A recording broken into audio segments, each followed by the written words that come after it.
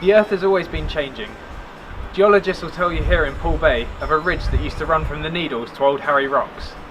They'll tell you about a river Solent that used to include the rivers Froome and Piddle from Wareham, and then coming in they would join up together with the rivers Avon and Stour just south of Christchurch, and then they'd join together with the River Test at Southampton before going out to the east of the Isle of Wight. It's not just the natural environment that's been changing over tens, hundreds and thousands of years.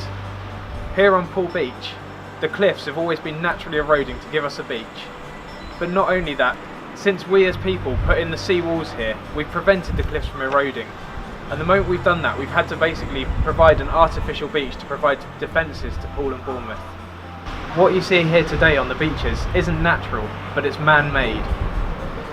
And it's not just that, we have to think about our impact. Everything we do has a knock-on consequence on the environment.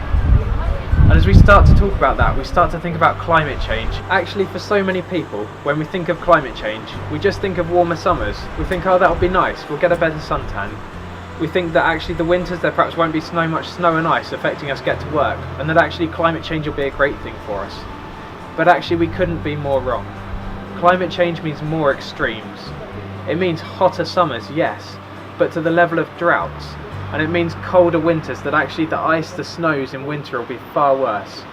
It means more intense rainstorms leading to flooding. And it means more intense droughts in summer. It also means higher sea levels. And actually when we put all those things together, it's not something that's happening far away, but actually we'll see the impacts here in Poole and Bournemouth. When we talk about sea levels rising, we can combine that with more intense storms which suck up the ocean with the low pressure, that increased depths of water means that we'll get bigger waves coming in closer to shore, which actually means then we need to spend millions of pounds here upgrading the sea defences. Things like the fine sand that we love here at Sandbanks, actually that will have to become coarser, that will lose that fine sand, it will just get taken away by the storms. Not only that, if you think of Poole Town Centre, there's the sea walls around it, especially down at Poole Quay you can see those. So with sea level rising we have to build higher and higher walls, that affects your views. And not only that, once you put those walls up, any rainwater that falls in those intense storms behind them, actually then we have to start pumping it out. And actually you have to start asking the question, how much water can you pump out from behind a defence? Actually it just becomes like a big bowl with the water rising and rising, leading to increased flood risk for so many people. And when we talk about flood risk, that affects the elderly, that affects the children, it affects the unwell. And not only that, when we talk about hotter summers, when we talk about colder winters, actually that has impacts on those people groups as well. The old people, the young, the unwell. What sort of strain does that put on our doctors' surgeries and on the hospitals? There are impacts locally that we will feel. And that's it. So often we think about our choices. Our choices here today, they affect what's coming tomorrow. But actually when we talk about climate, when we talk about our environment, the choices we make today, we don't always think about how that impacts in 10 years, in 100 years, for our children and for our grandchildren. And actually theologically, how does that reflect with us? Actually our choices have an impact on God's creation.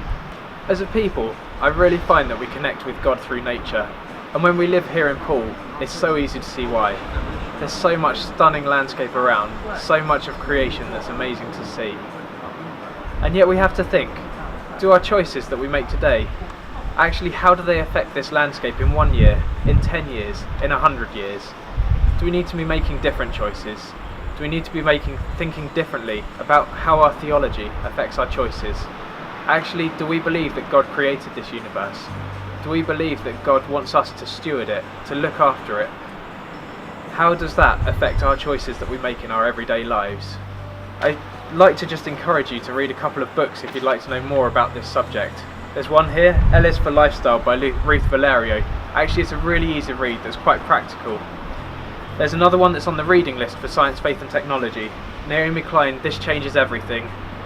Or the last one, Creation Fall Restoration by Andrew Kulikovsky. Actually a really interesting theological read about God, creation and the earth that we live in and how this all fits together.